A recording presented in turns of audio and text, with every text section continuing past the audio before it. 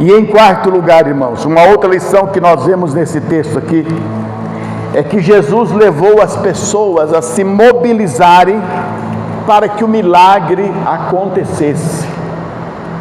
Jesus fez as pessoas andarem de um lado para o outro. As talhas que estavam ali cabiam cada uma aproximadamente 70 litros. Eram 6 vezes 7, 42, 420 litros de água. Jesus mandou que enchesse aquelas talhas d'água. Você imagine só o trabalho que deu isso daí. Em cada casa existia um poço, e lá os serventes tiveram que ir com um balde, e quem morou em sítio sabe, é a manivela, um balde de 10 litros de água, talvez subindo e trazendo 400 litros de água, seriam 40 baldes. Enquanto a festa estava acontecendo, existia um movimento aqui, porque Jesus havia dado uma ordem: enche de água essas talhas. Então Jesus mandou aquelas pessoas fazer alguma coisa para que ele realizasse o milagre. Jesus poderia ter dito: talhas, se encham de água, porque quem transforma água em vinho pode fazer água nascer. Mas Jesus não fez isso, prezados. Jesus mobilizou aquelas pessoas. Vamos supor que os serventes tivessem dito: olha, eu estou aqui é para servir as mesas, eu sou um garçom, eu não vou fazer um outro serviço não. Mas não, meus prezados, eles se mobilizaram, eles começaram a tirar água. A festa estava acontecendo, os convidados estavam lá, mas no outro lado aqui existia um vai e vem de pessoas. Quantas horas, quanto tempo demorou para encher essas talhas de água? Então, prezados, muitas vezes o Senhor, Ele vai querer que nós façamos alguma coisa. Ele vai dar um comando, Ele vai dar uma ordem, Ele vai pedir. Às vezes nós estamos querendo alguma coisa de Deus, nós estamos passando por uma crise e nós precisamos falar para o Senhor: Senhor, o que eu preciso fazer? Não que nós vamos fazer uma permuta com Deus, como eu falei aqui na quinta-feira, não, mas Deus muitas vezes vai dar um comando, vai fazer com que nós façamos alguma coisa para que a bênção venha. A pessoa que quer morar no céu, ela precisa receber Jesus como Salvador. A pessoa que quer uma bênção de Deus, ela precisa orar, buscar ao Senhor. Mas muito mais agora aqui, quando Jesus dá um comando: enche de água essas talhas. E eu acredito, irmãos, que houve ali um período de tempo que aquelas pessoas trabalharam, que aquelas pessoas se movimentaram para que aquelas talhas se enchessem de água, para que Jesus fizesse o milagre. Quando Jesus chegou num cego, a Bíblia diz que ele cuspiu no chão, fez lodo, passou no olho do cego e disse: vai lá no tanque e lava-te. Interessante, né? Jesus muitas vezes chegou num cego e disse: o que você quer que eu faça?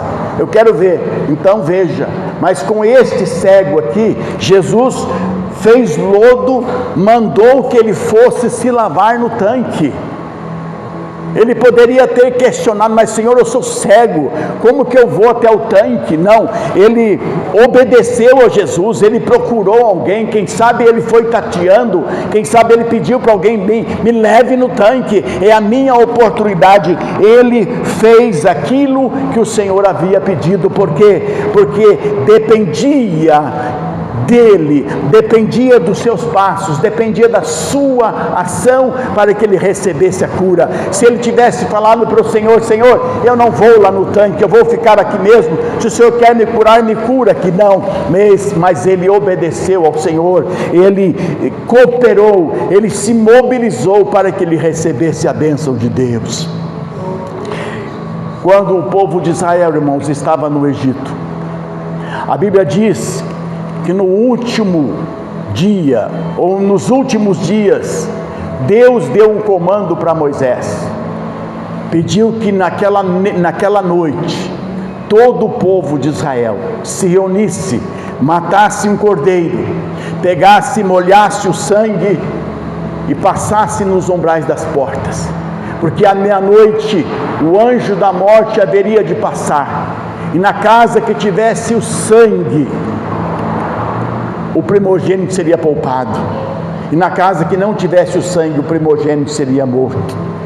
Prezado, nós vemos aqui a ação do homem. O homem precisava fazer alguma coisa. Deus não sabia quem era o povo, Deus não sabia quem era o povo escolhido, precisava de uma identificação na porta?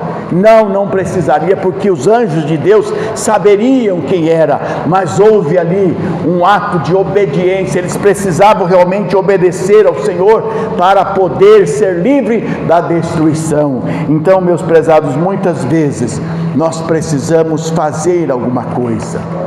O que Deus pode estar pedindo para mim pode ser diferente daquilo que Ele pede para você. Muitas vezes você está precisando, está demandando uma bênção de Deus, então é preciso o Senhor pedir para o Senhor: Senhor, o que o Senhor quer que eu faça? Onde o Senhor quer que eu vá? O que o Senhor quer da minha vida? Eu preciso do Senhor, por isso fala comigo. Então, quando o Senhor dá um comando, quando o Senhor nos mobiliza, nós precisamos fazer. Aleluia.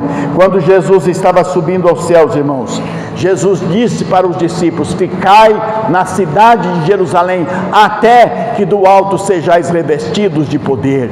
Era para ficar na cidade de Jerusalém, não era para sair pregar, não era para falar nada, é para ficar, é para esperar até que eles fossem revestidos de poder. E aí, quando veio o poder, eles saíram para pregar a palavra de Deus. O que o Senhor tem falado conosco? Nós precisamos, prezados, cada dia da nossa vida estarmos atentos, para que possamos fazer aquilo que o Senhor pede.